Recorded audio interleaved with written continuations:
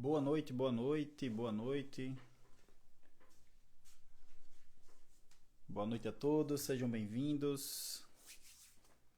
Vamos começando essa live um pouquinho após o horário, devido a intercorrências, mas não poderia deixar de faltar na nossa live de quinta-feira. Vamos começando. Sejam bem-vindas, sejam bem-vindos. Vamos lá. Para quem não me conhece, para quem está chegando pela primeira vez aqui no perfil, meu nome é Luiz Felipe Antunes, sou cirurgião bariátrico e estamos aqui iniciando a live de perguntas e respostas em cirurgia bariátrica, a live de quinta-feira, hoje começando um pouquinho mais tarde devido a motivos de força maior, mas sem faltar. Então, eu selecionei algumas perguntas que vocês fizeram na semana, foram muitas perguntas, então tive que selecionar algumas, as que eu não puder responder, que não estiverem sendo respondidas aqui, mandem para o direct que eu estou respondendo, tá certo, pessoal? Então vamos começando aí a mais uma live que tem o objetivo de ajudar você que está no antes e ou no depois, né? Ou no depois da cirurgia bariátrica, a alcançar uma melhor qualidade de vida nesse processo de tratamento da obesidade que envolve essa ferramenta muito potente, muito importante, na verdade a ferramenta mais eficaz no tratamento da obesidade, que é a cirurgia bariátrica, no alcance aí da qualidade de vida, como eu falei, uma melhor qualidade de vida e no emagrecimento saudável e duradouro, que é o que importa, né? Aquela perda de peso que você mantém, que você consegue manter por anos e anos de uma forma saudável, leve, sem mudanças que gerem sofrimento na vida de vocês. Então vamos começando aí. Se tiver algumas perguntas, já vão mandando aí que eu tenho uma sessão de dúvidas, né, de perguntas, que eu já vou selecionando algumas daqui a pouquinho para a gente responder. Joia? Então vamos lá. Primeira pergunta que foi de uma seguidora. Um ponto não quer cicatrizar, 8 dias de bypass. Estou limpando, fazendo o curativo, mas o que fazer? 8 dias com essa ferida que não cicatriza. E aí, pessoal, quem acha que esse tempo é suficiente para uma ferida, né? No caso, a incisão cirúrgica, a cicatriz, a ferida operatória, o que vocês acham desse tempo aí? 8 dias, né? 8 dias. Já deve estar bem cicatrizado, bem fechado ou não? Naturalmente, quando a gente sofre um trauma na pele, um corte, por exemplo, uma incisão cirúrgica, ou um trauma intencional ou não, né? No caso, a incisão cirúrgica é um trauma intencional. Nós realizamos aquele trauma para poder realizar os acessos para a cirurgia. Mas, normalmente, a pele sã, a pele saudável, ela fecha ali em torno de 7 a 10 dias. Varia um pouco entre cada pessoa. Mas algumas pessoas poucos dias a mais, outras pessoas poucos dias a menos. Mas 8 dias é um tempo que algumas pessoas podem já estar com a ferida já bem fechadinha, bem sequinha, enquanto que outras ainda podem estar com a ferida um pouquinho, com a cicatriz ainda não muito, sem muita força têncil, para que, por exemplo, você retire os pontos, caso os pontos sejam, o fio seja um tipo de fio que nós precisamos retirar. Normalmente, na cirurgia videolaparoscópica, utilizamos fios que são absorvíveis, né? São fios feitos de um polímero que ele é biodegradável. Então, o próprio organismo ele vai degradando aquele fio, que normalmente é um ponto que damos internamente, ele fica por baixo da pele, e aquele fio é degradado, então não precisamos retirar aquele fio. Então, 8 dias, se um ponto não quer cicatrizar, a gente tem que ter atenção para alguns sinais, se essa ferida está evoluindo com alguma complicação. Entre elas, as das mais comuns, né, no caso, e temidas, entre aspas, porque é fácil de resolver, mas se você não cuida, pode ser que complique. É a infecção de ferida operatória. Então, a gente precisa saber identificar quando há infecção ou não. Esse é o primeiro ponto.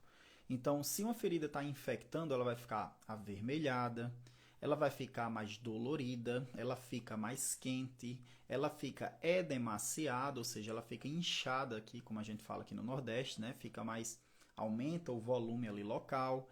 Pode ser que saia secreção purulenta, aquele pus. Então, isso aí são sinais que quando a gente vai somando um e outro, a gente consegue definir que há uma infecção de ferida operatória. E se houver febre, se houver outros sinais sistêmicos, ou seja, que não se limitam ao local da ferida, são sinais vamos dizer assim, são sinais do comportamento como um todo do indivíduo, então febre, tremedeira, né, o calafrio, o paciente ele ter alteração do nível de consciência, ficar mais sonolento, principalmente isso acontece mais em idosos. Então a gente está de frente aí de uma infecção de ferida ou mesmo de uma sepse, que é quando essa infecção se espalha. A infecção de ferida operatória em cirurgia bariátrica é uma complicação rara, tá, pessoal? É muito raro. Eu não lembro quando eu tive uma infecção de ferida operatória.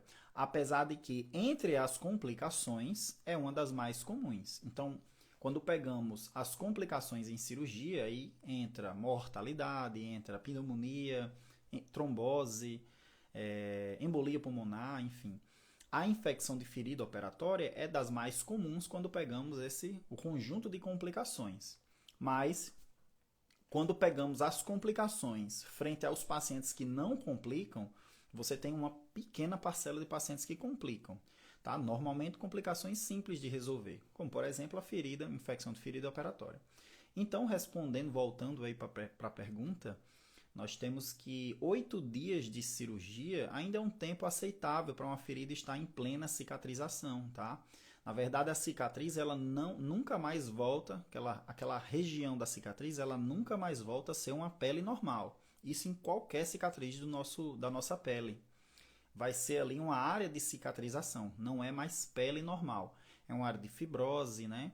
Então, 8 dias é aceitável, se não houver esses sinais de infecção. Febre, vermelhidão, dor, né? Secreção purulenta.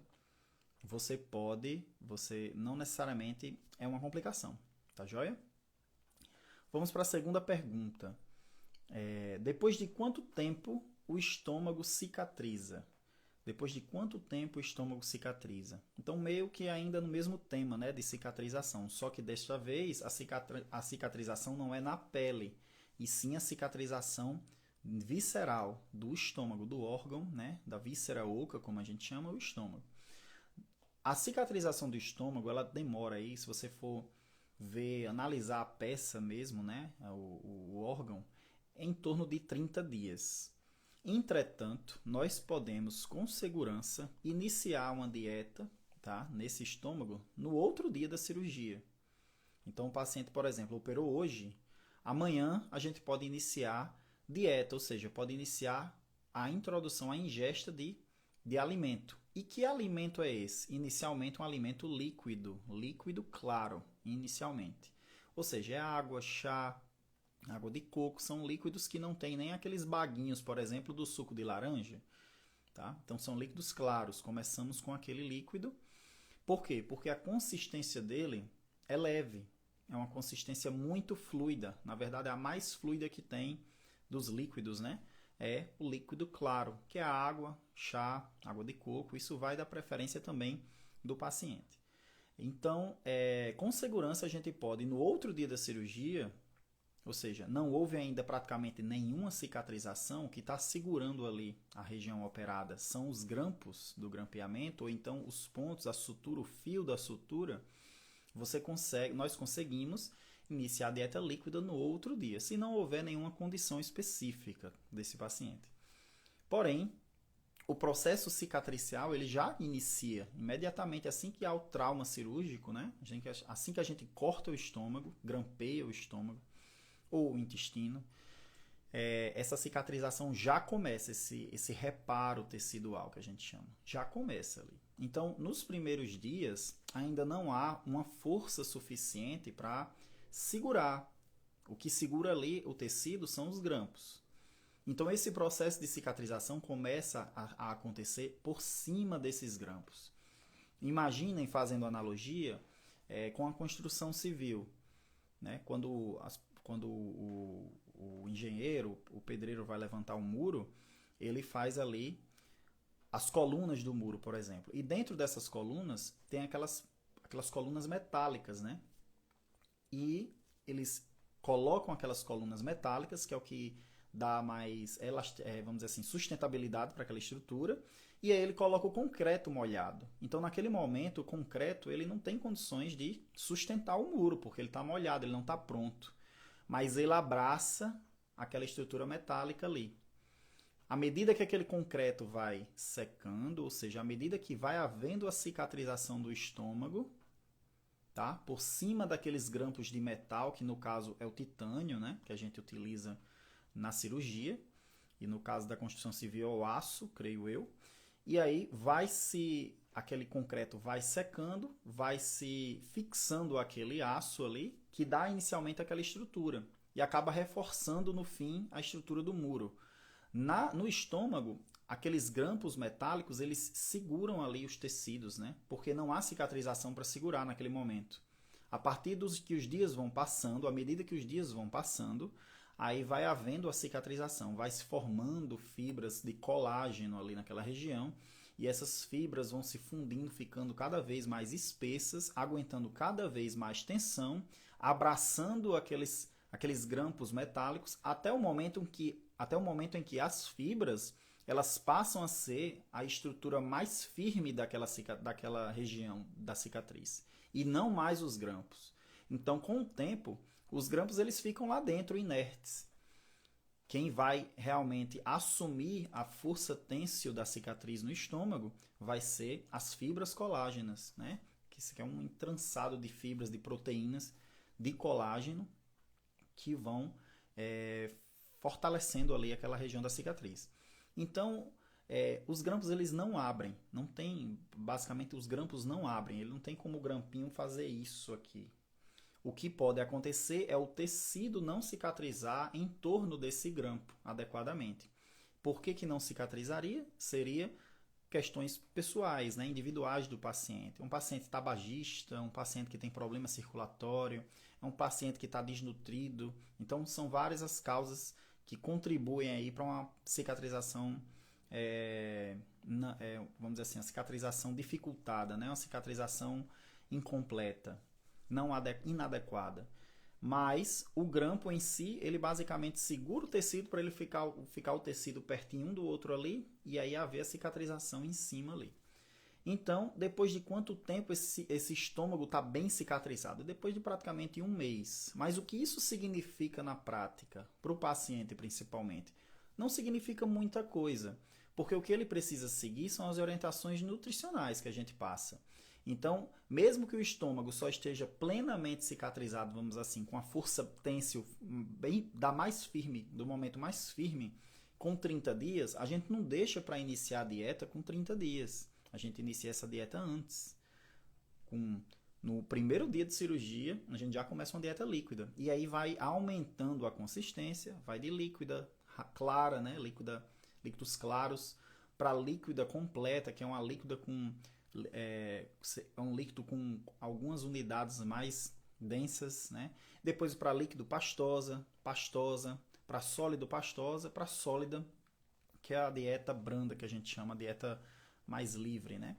Sempre respeitando as quantidades. Então, uma coisa é a consistência da dieta, a outra coisa é a quantidade da dieta.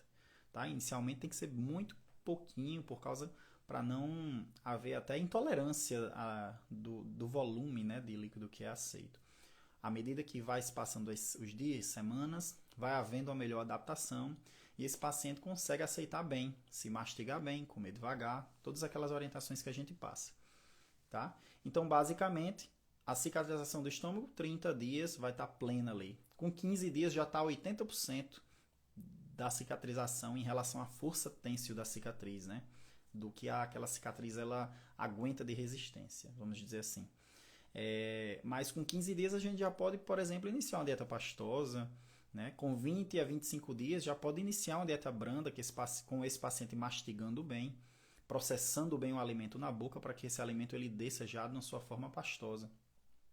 Então, não necessariamente a gente espera a cicatrização completa do estômago para iniciar uma dieta mais consistente. A gente pode fazer isso mais precocemente, colocar a dieta mais consistente precocemente, porque o estômago já vai ter tensão, força tênsio na cicatriz suficiente para receber esse alimento sem risco aumentado para o paciente, sem insegurança para o paciente. Joia? Vamos para a próxima pergunta. Fiz bypass há 15 dias. Quando eu posso andar de bicicleta? Pessoal, andar de bicicleta é uma atividade física, tá? E entra no grupinho de atividades de maior esforço físico, junto de corrida, alguma atividade esportiva, atividades aeróbicas. Então, ele entra ali nesse pacote de atividades que a gente libera ali após 10, 15 dias, na segunda semana, se for de leve, tá? Não pode ser aquela coisa, o cara anda de bicicleta e vai pedalar 10 quilômetros, não pode ser isso. Então, bicicleta você consegue andar aí em torno de 20 dias. Claro, a gente tem que avaliar cada caso, mas naturalmente um paciente que esteja se sentindo bem, disposto, ele pode pedalar ali com 20 dias tranquilamente. Se o paciente ele tem alguma dificuldade na adaptação da dieta, ele, por exemplo, está tendo episódios de hipoglicemia, aí a gente segura um pouco mais para ele não passar mal durante o pedal, né? Mas normalmente após 20 dias por aí, a gente consegue liberar a bicicleta já sim, sem problemas, tá? Agora tem que ter cuidado com essa questão. Atividade física intensa, naturalmente 20 dias, 30 dias a gente já pode liberar, tá?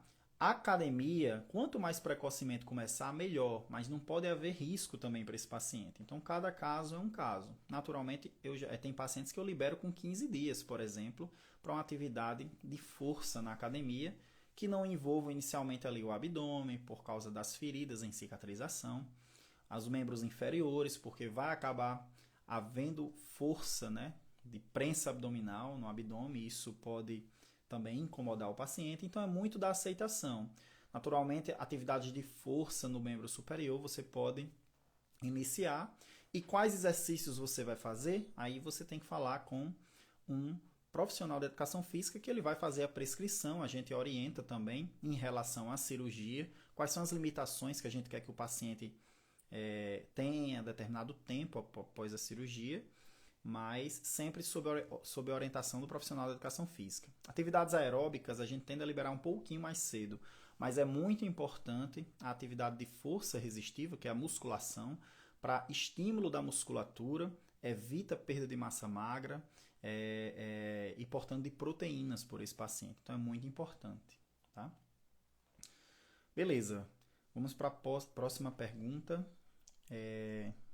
Quanto tempo após a cirurgia? Essa é uma pergunta muito comum, então vai e vem muitas vezes essa pergunta, quando eu vejo aqui está voltando novamente.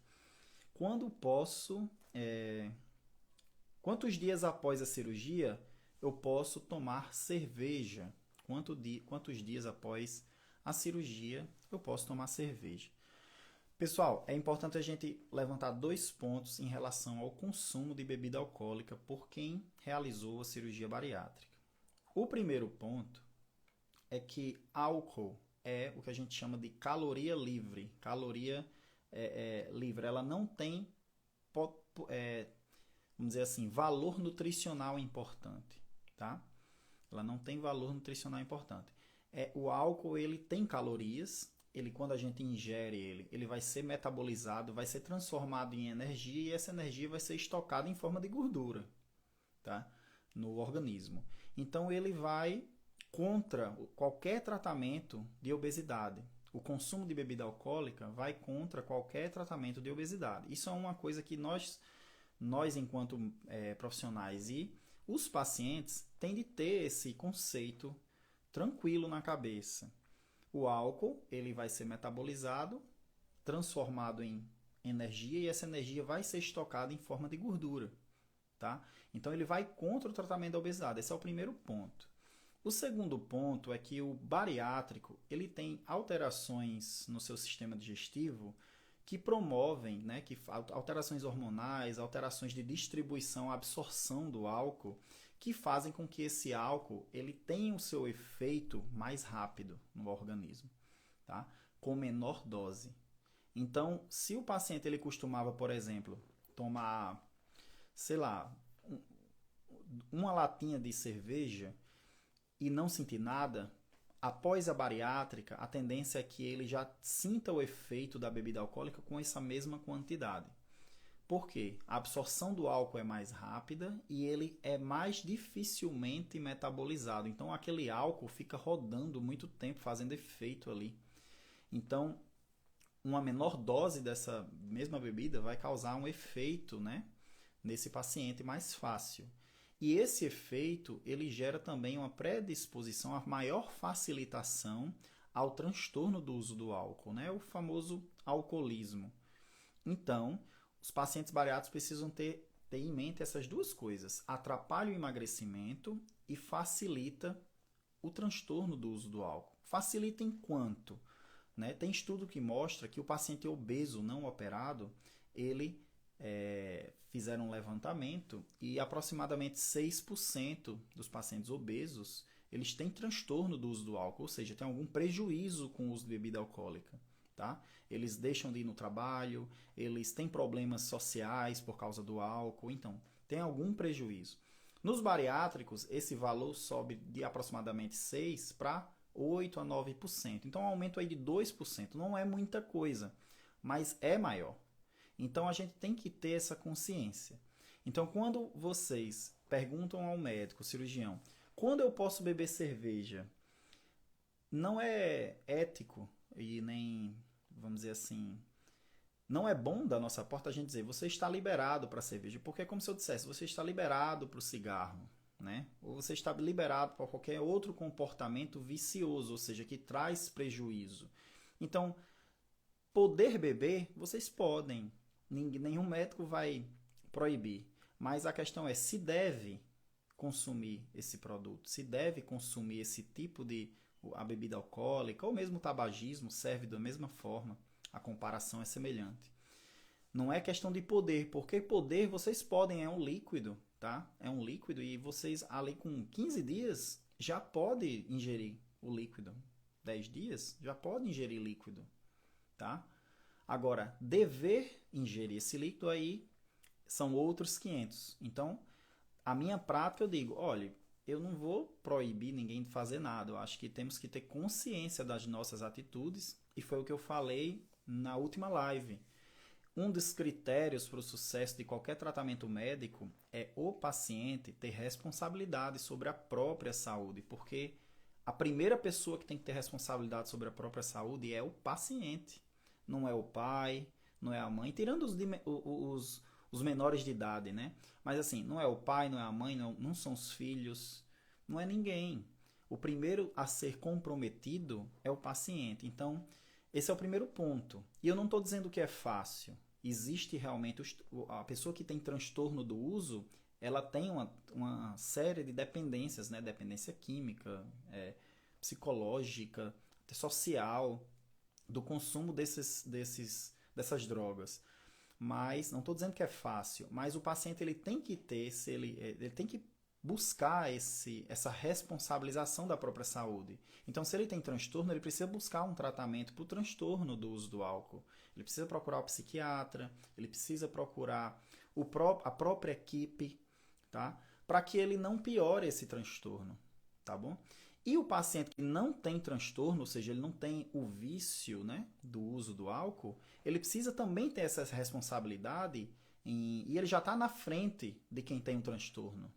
Tá? Ele precisa ter a responsabilidade de dizer, beleza, eu não devo beber, mas eu quero beber. Então, se for consumir, que seja em quantidades moderadas e estando bem consciente que ele tem uma chance de 2 a 3% mais alta de desenvolver o transtorno do uso do álcool, ou seja, de realmente desenvolver o vício. O nome correto é o transtorno do uso do álcool, tá? Não é vício em álcool.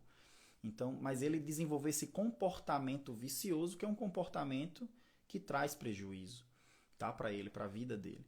Então, ele tem que ter essa consciência. É o primeiro ponto, o conhecimento. Com essa consciência, com esse conhecimento, ele consegue até usando desse conhecimento, substituir isso por outras coisas. Ele pode fazer outra coisa que substitua por esse hábito vicioso de consumir bebida alcoólica. Então, o que eu oriento? Se você puder evitar o consumo do uso do álcool, evite. Liberar para o consumo do álcool, não me parece certo o cirurgião, a equipe, dizer você está liberado, porque de certa forma acaba estimulando o paciente. Ele entende que, eu posso beber, não vai me fazer mal, nem que seja um pouquinho. Vai fazer mal, mesmo sendo um pouco. Agora, não podemos ser também intransigentes. Se o paciente quer consumir, consuma, mas sabendo que aquilo vai de encontro à perda de peso e aquilo aumenta o risco de transtorno do uso do álcool, aumenta o risco do paciente sofrer os efeitos mais precocemente do uso desse álcool, ou seja, o efeito da bebida alcoólica, o efeito na consciência, no sistema nervoso, né? Todos os prejuízos que a gente sabe que causa. Então, liberar, assim, poder beber, a pessoa pode, porque é líquido, o líquido é fácil ingerir. Então não vai causar problema, não vai abrir a cirurgia, não vai fazer nada. Mas vai causar esses prejuízos que eu falei. Agora, dever beber, não, aí eu diria que não deve consumir bebida alcoólica por causa desses prejuízos. Traz mais prejuízo do que benefício no final das contas, quando você está engajado num tratamento para perda de peso, tá? Para resolver a obesidade. Então, essa é a minha opinião. Existem colegas que são mais permissivos, assim, eles tendem a alguns até a romantizar o uso do álcool. E eu acho que isso não ajuda. Eu acho que o paciente ele tem que ser exposto para ele, olha, isso aqui faz isso aqui causa esses prejuízos. A escolha sempre é do paciente. Afinal, a maioria são adultos, né? A gente opera crianças também, obesas, mas assim, a maioria, a massa, são adultos, são responsáveis e essa responsabilização ela é necessária para o sucesso do tratamento. Então a gente sabe que os pacientes mais bem-sucedidos, com melhores resultados, são pacientes que têm uma consciência maior do tratamento. Tá? Eles têm uma consciência da responsabilidade que eles têm com a própria saúde, que é a primeira pessoa que tem que ter essa responsabilidade. Então, o tratamento ele é um desafio, não é fácil, mas não é impossível. E os benefícios valem a pena passar por esse desafio. E a gente está aqui para isso, para dar esse apoio, esse suporte. Eu sou muito da linha de, olha, eu não sou de, entre aspas, esconder nada do paciente. Eu acho que tem que saber, tem que colocar as cartas na mesa. Olha, aqui são as opções. Se você seguir por esse caminho, pode acontecer isso, isso aqui. E aí as decisões devem ser feitas pelo paciente, sim. Né? Faz parte do amadurecimento. Na live que eu falei sobre autoestima, que está na terça-feira, né? Falei muito sobre isso, né? Da experiência do paciente. O paciente ele precisa experienciar e construir, através dessas experiências, a sua própria autoestima. Isso reflete na autoestima dele. Então, se o paciente ele não consegue seguir ou se ele burla aqui e acolá, isso vai afetar negativamente a autoestima dele. Então, a que custo vale a pena o consumo desse tipo de substâncias, né? A que custo? Para o seu tratamento, para a forma como você vê o seu tratamento, tá? Eu vi a Valdiné aí perguntando, gostaria de saber se tem possibilidade dos grampos se abrirem. Valdiné, eu acabei de responder essa pergunta, mas aproveitando, vi aqui subindo no chat. Não, os grampos não se abrem, tá? Quando se abre a cirurgia, não é porque o grampo abriu. Normalmente é porque a cicatrização onde esses grampos estão não aconteceu direito. O grampo fica fechadinho, só que às vezes ele rasga o tecido se abre, mas o grampo continua fechado. Então é o que a gente percebe quando acontece isso. E por que abre esse tecido? Fenômenos específicos do paciente. Às vezes tem um diabetes muito grave, problema de circulação, a cicatrização é comprometida, enfim. Aí a gente conversa numa outra live especificamente sobre isso. É um tema bem interessante. Vamos lá. Uma outra pergunta com um tema bem parecido, né? Quanto tempo após a cirurgia pode beber café? Pode tomar um cafezinho? O café, a gente tende a evitar nos primeiros 10 a 15 dias ali. A maioria dos nutricionistas não colocam no seu plano nutricional o café nesse início, porque o café ele é um irritante gástrico, é um produto que ele irrita a mucosa, que é a pelezinha que cobre a parte de dentro do estômago.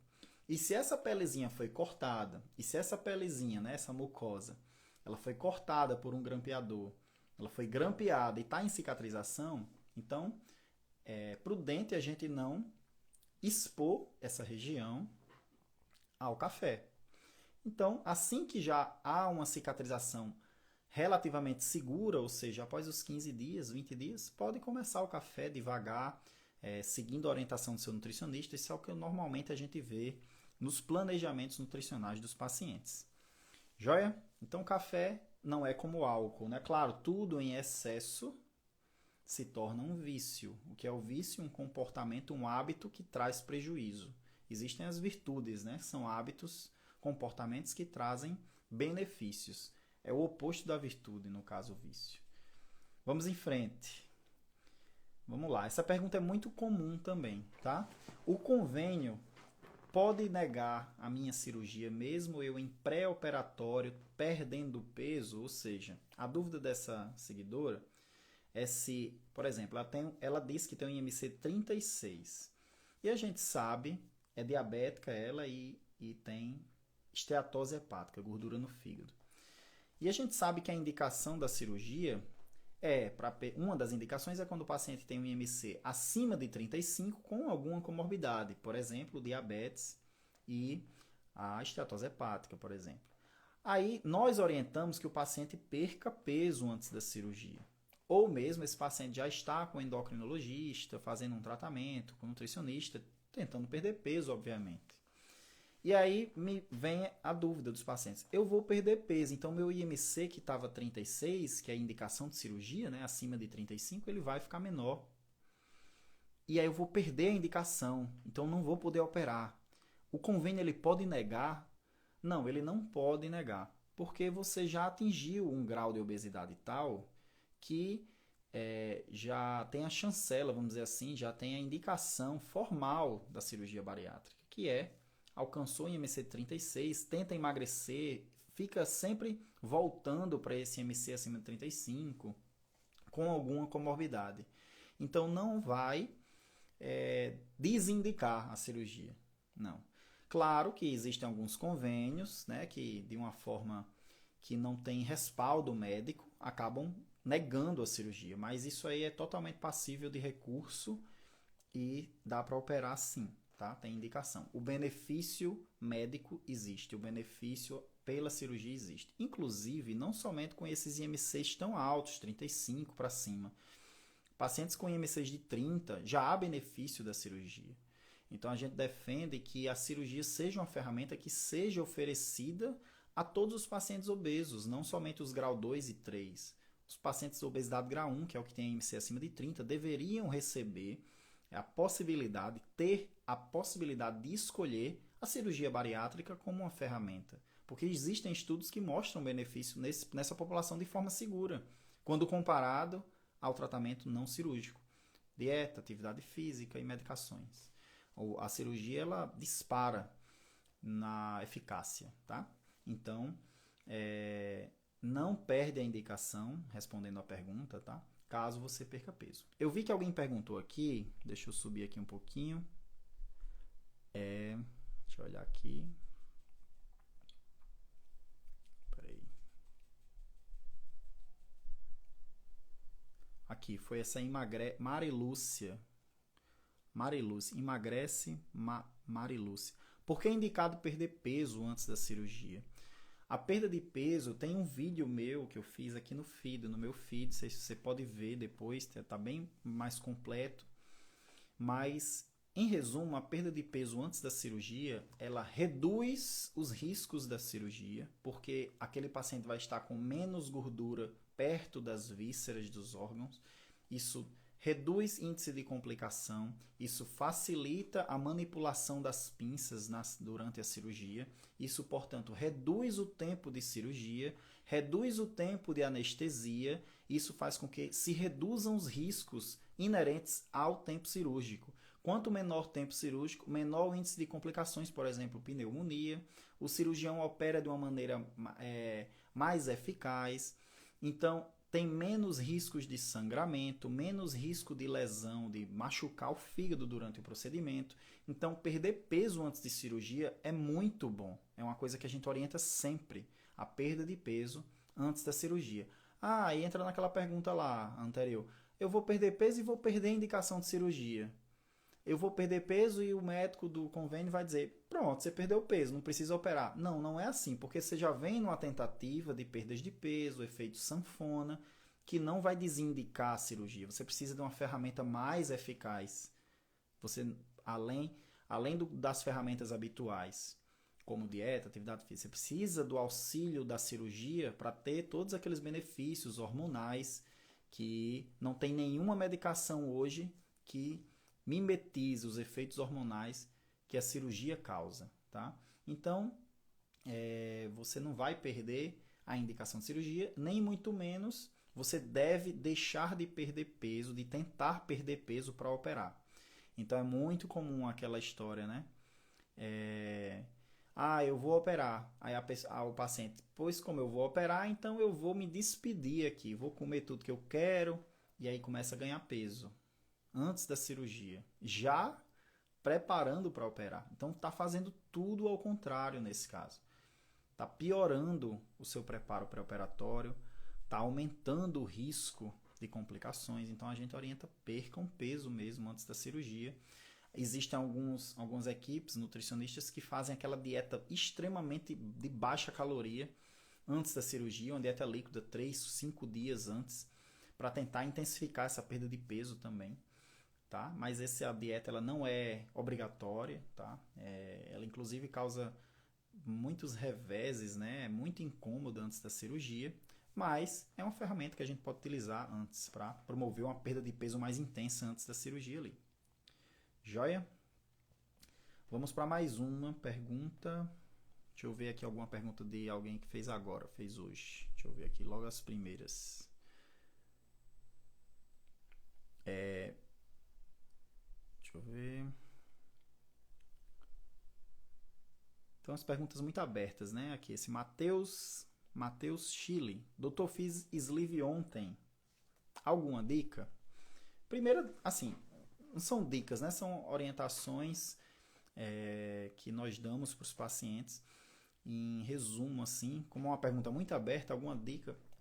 Eu diria que a principal é siga o seu planejamento e as orientações da sua equipe. Tá? Confia no processo. Respeita o planejamento nutricional. Procure se hidratar bem. Seguir lá aqueles copinhos que a gente fala, né? Na nossa prática aqui, é um copinho de café de plástico, aquele copinho de 50 ml, a gente orienta 25 ml a cada 15 minutos. Mas tem cirurgiões que botam 50 ml a cada 1 hora, enfim. Mas é basicamente você ir progredindo devagar, sem deixar de se hidratar. Então, se hidratar nessa fase inicial é muito importante. A gente vê muito paciente desidratado porque fica com medo de ingerir os líquidos, ou então esquece de ingerir o líquido, tá? Porque a fome às vezes desaparece mesmo nesses primeiros dias. Não é obrigatório desaparecer a fome, mas às vezes ela baixa, ela desaparece. Então, é importante aí a hidratação. Coloca no relógio, bota o alarme lá para não esquecer a hidratação. Procurem caminhar bastante nesses primeiros dias, se movimentarem para evitar trombose, né? Vocês ficam mais dispostos, aquela sensação de empachamento às vezes que persiste alguns dias melhora mais rápido. Podem caminhar, se movimentem que isso faz bem, tá? E suplementação é muito importante já nesses primeiros dias. Se sua equipe já prescreveu, faça direitinho, porque a suplementação é um dos pilares do tratamento para o paciente obeso que fez a bariátrica. Então, é muito importante. Eu diria que essas 3 coisas são de primeira importância. Existem outras tão importantes quanto, né? O acompanhamento com sua equipe, com seu cirurgião, o contato próximo com seu cirurgião, a informação é muito importante. A gente sabe que pacientes que são bem informados têm melhores resultados, porque entendem melhor o processo. Já é? Deixa eu ver aqui outra pergunta, vamos lá.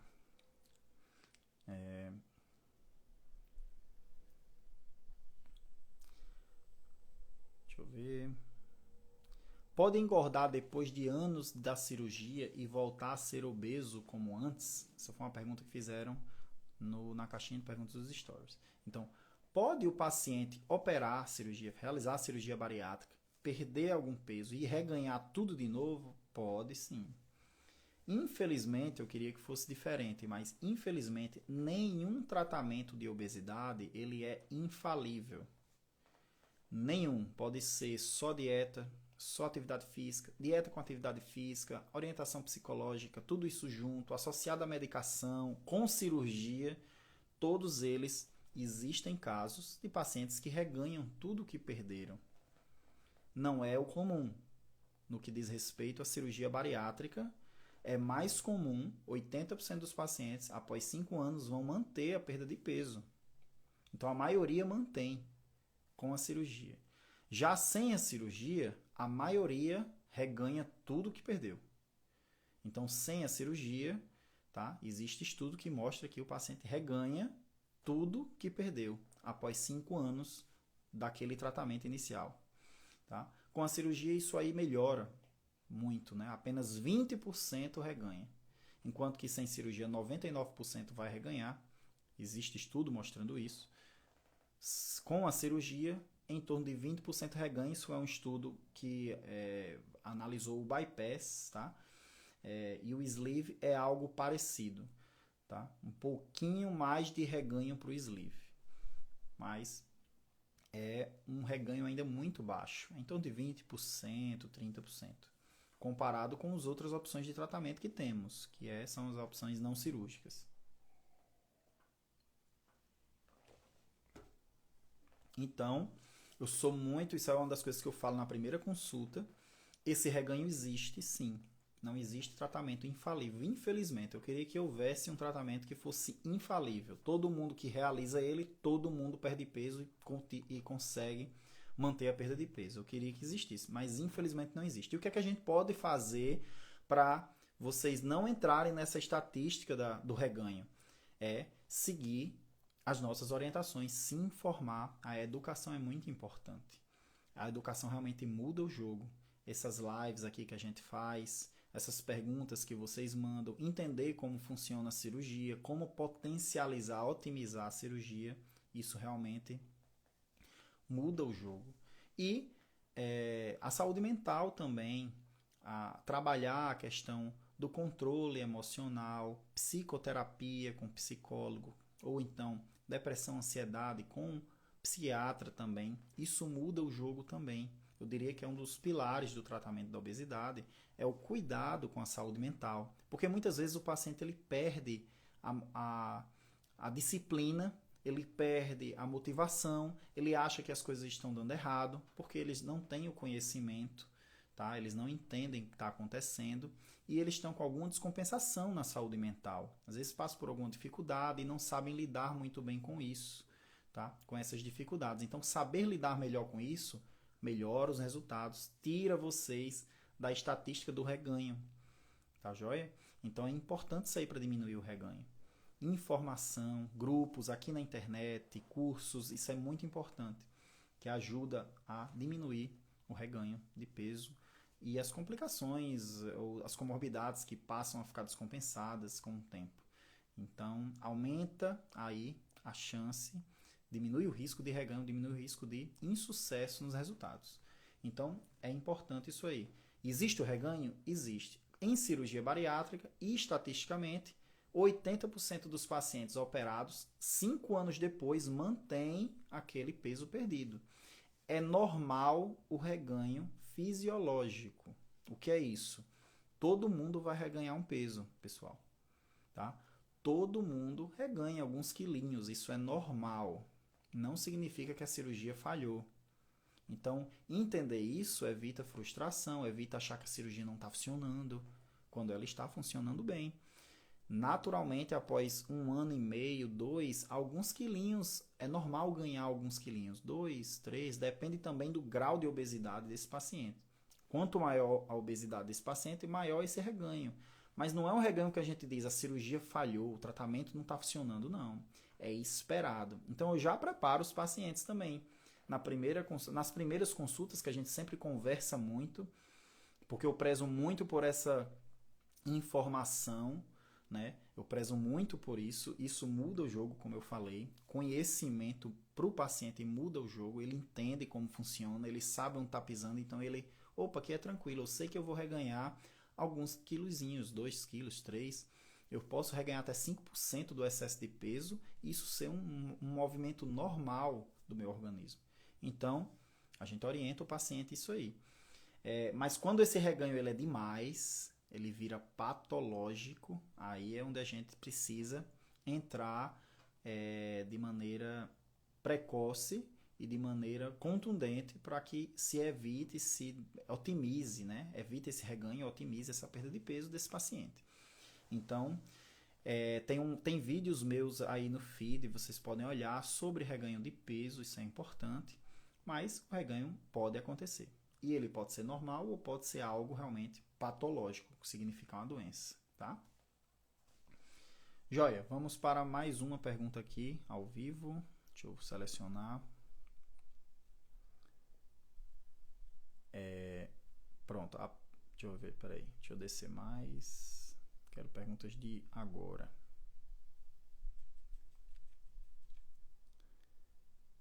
Vamos ver.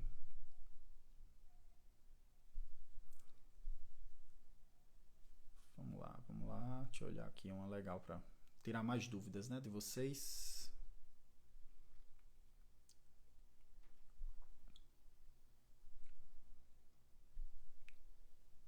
A dor nas costas no pós-operatório é normal?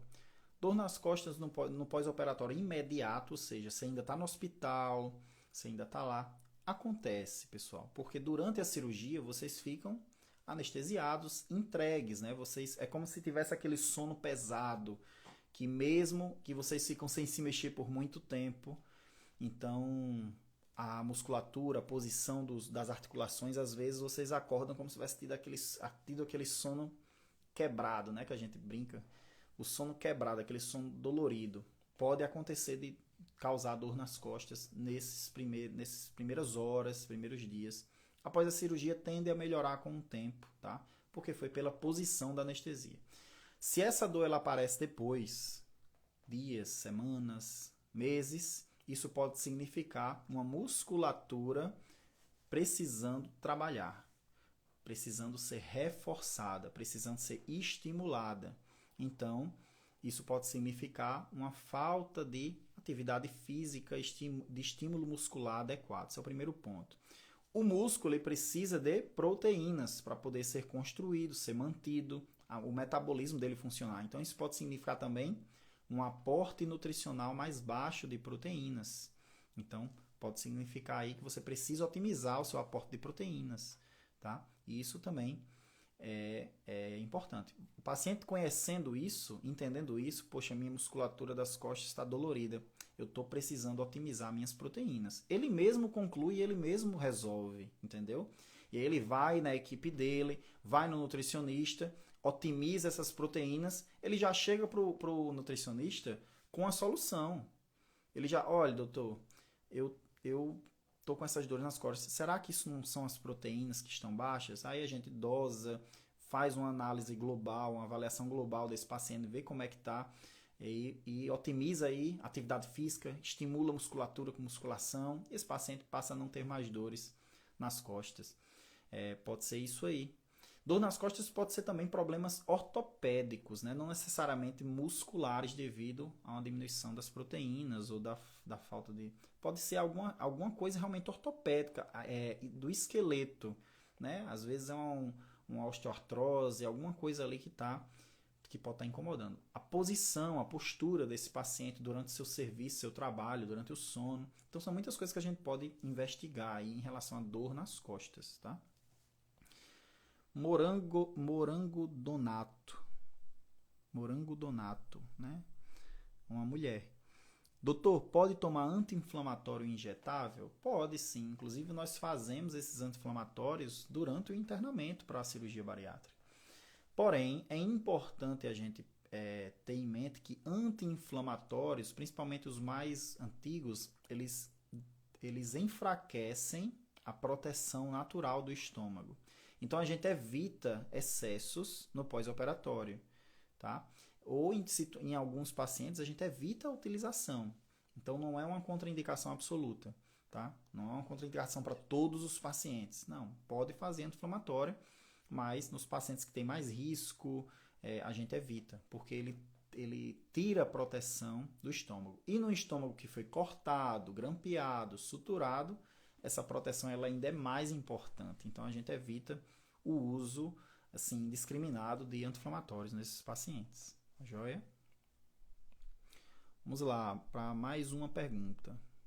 Hoje começou mais tarde, mas vamos terminar mais tarde também para compensar, sem faltar, né? Deixa eu ver, tem uma pergunta que eu tinha visto aqui que é interessante. Deixa eu ver aqui.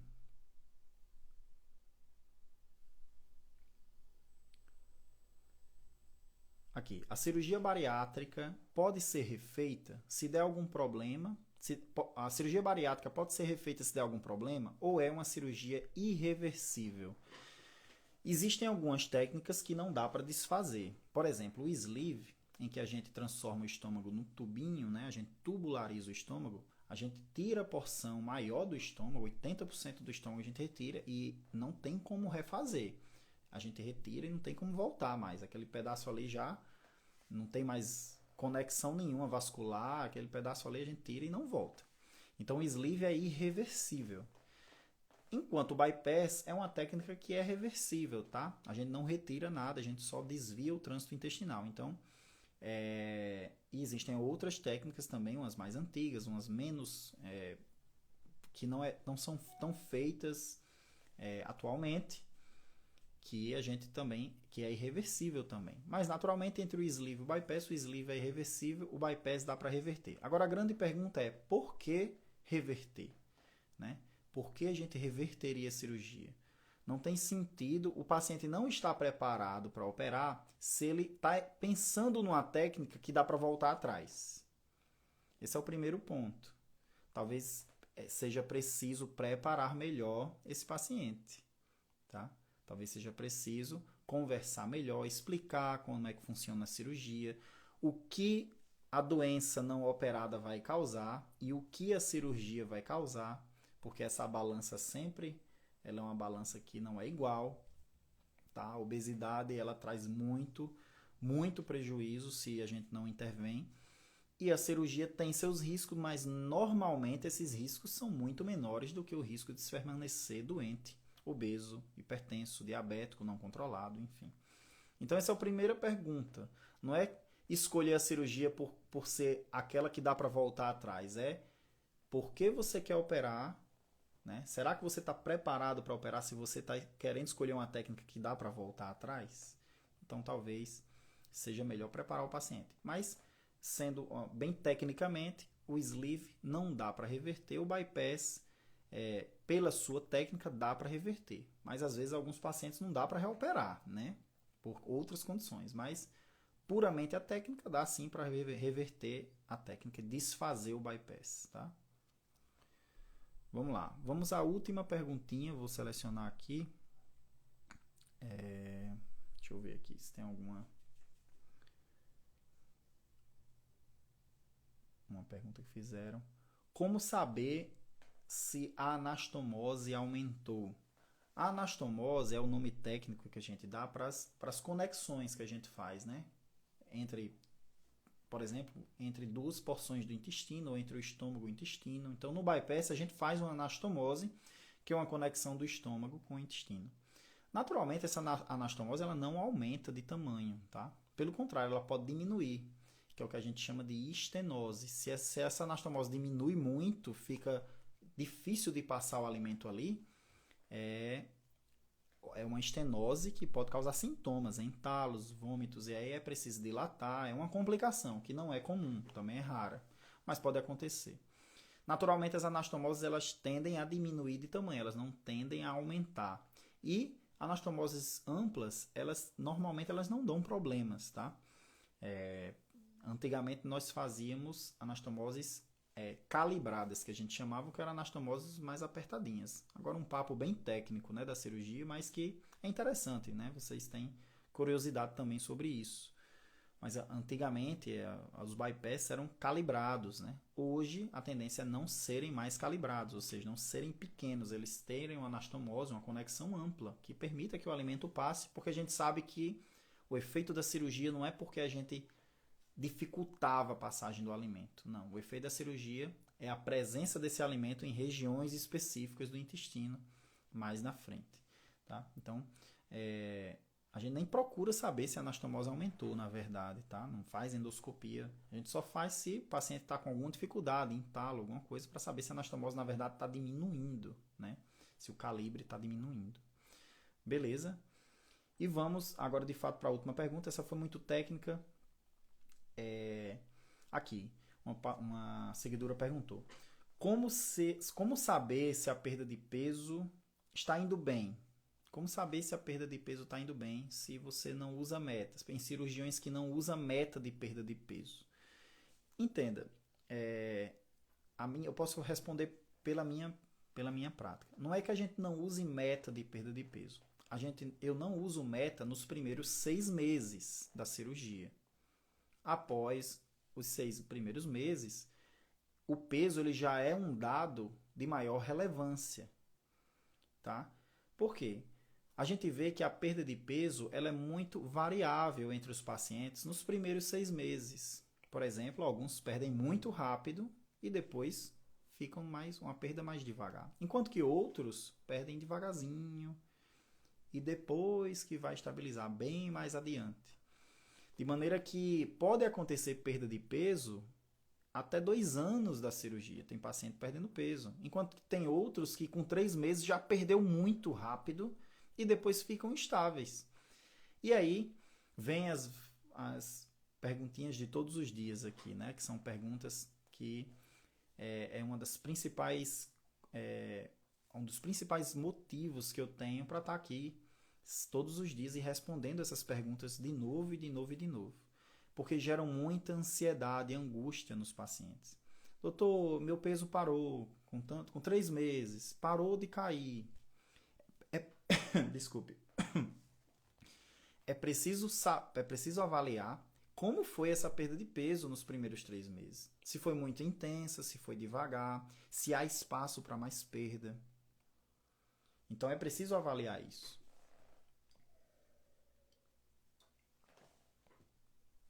Enquanto tem outros pacientes que perdem devagar, mas estão sempre perdendo. Pouquinho, é a tartaruguinha, né? Devagar e sempre. Enquanto tem aqueles coelhinhos, né? Que perdem muito rápido e depois param de perder. É o movimento normal, esperado.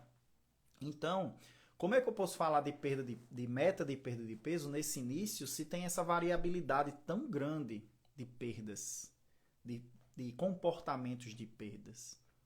Tá?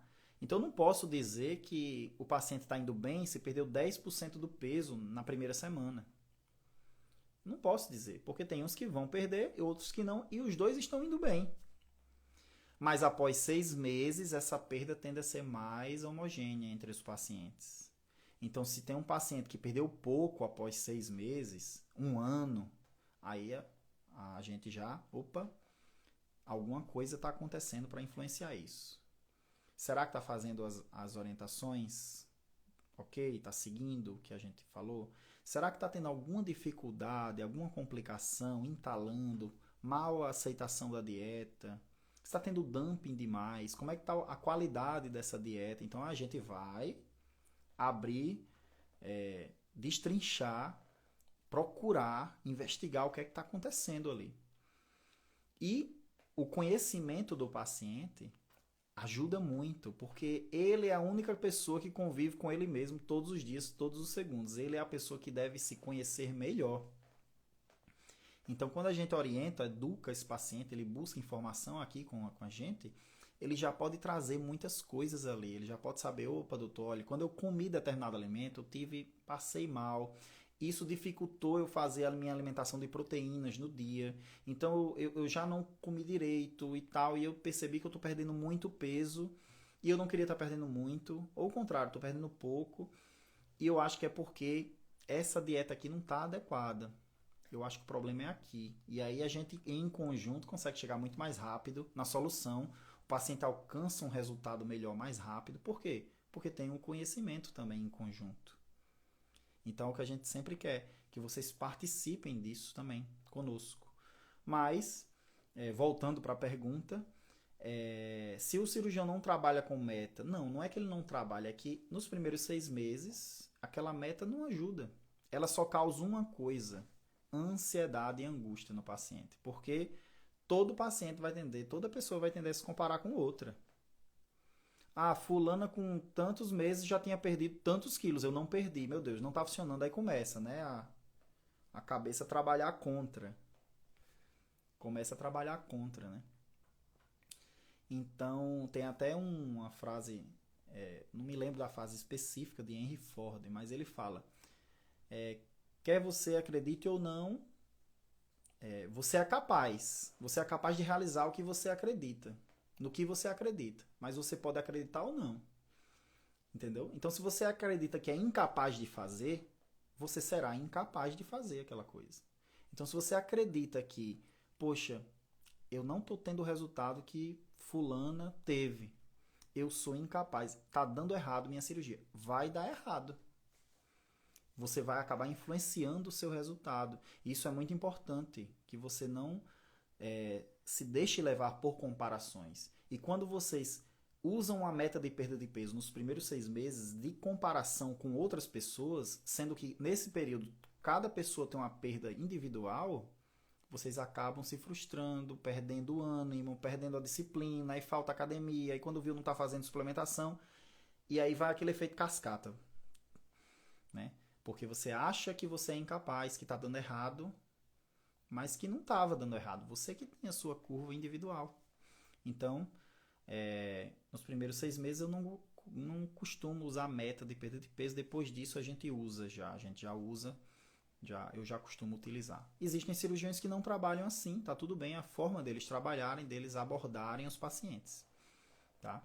Mas é o que a gente percebe, tá? Tem gente que perde muito rápido no início, depois estabiliza, tem gente que perde devagar e a estabilização demora a acontecer e está sempre perdendo. Tem gente que é mais coelhinho, tem gente que é mais tartaruguinha e está tudo bem. É dessa forma mesmo. Não estou dizendo que não exista falha de perda de peso, tá, pessoal? Não estou dizendo isso. Existe, mas ela tem de ser... ela é mais... A gente bate o martelo quando ela acontece depois dos 6 meses, um ano. Aí sim a gente já começa a pensar nisso. Joia? Vamos lá, agora realmente a última pergunta. Já são 11 horas. A gente começou era 9h40. Vamos lá. Aqui foi mais um depoimento da Raíssa. Né? Eu pensei que era uma pergunta, mas fico feliz, Raíssa, por esse depoimento. Amanhã faço um mês de sleeve, perdi 10 quilos. Já estava triste porque é pouco. Mas agora, depois dessa explicação, eu estou melhor. Pois é, perdi 10 quilos. Você já faz uma afirmação assim que fala isso. Ó. Já estava triste porque é pouco. Você já está dizendo que é pouco. Se você está dizendo que é pouco, é porque você se comparou a alguma coisa, a algum parâmetro, a alguma referência. Normalmente essas referências são outras pessoas. Ou então a própria referência. Tipo assim, aquele peso dos sonhos. Eu fiz um vídeo sobre isso ontem ou foi hoje. O peso dos sonhos. Poxa, eu quero atingir tal peso. 10 quilos é muito pouco para atingir isso. Então é preciso você ajustar também, calibrar o que a cirurgia pode te entregar para o peso que você quer chegar ou evitar as comparações mesmo. Então, vai na fé, vai com calma. Pergunta ao seu cirurgião quanto a sua cirurgia pode entregar. Se quiser, manda no direct que eu posso ajudar nisso também. Mas quanto a cirurgia pode te entregar e quanto você espera que ela entregue. É preciso ajustar isso. Joia? Então, pessoal, é isso. Vamos encerrando mais uma live de perguntas e respostas em cirurgia bariátrica.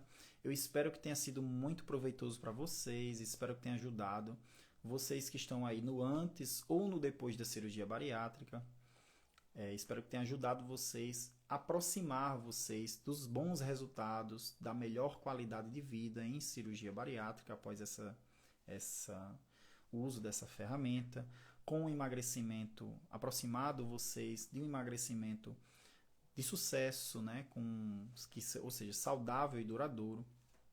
E estamos aqui para ajudar mesmo nesse processo, que é um processo de muito aprendizado, um processo de longo prazo, é um processo de experiência, né? Vocês vão ganhando experiência nisso e espero que isso tenha sido positivo para vocês. Então, obrigado pela audiência, né?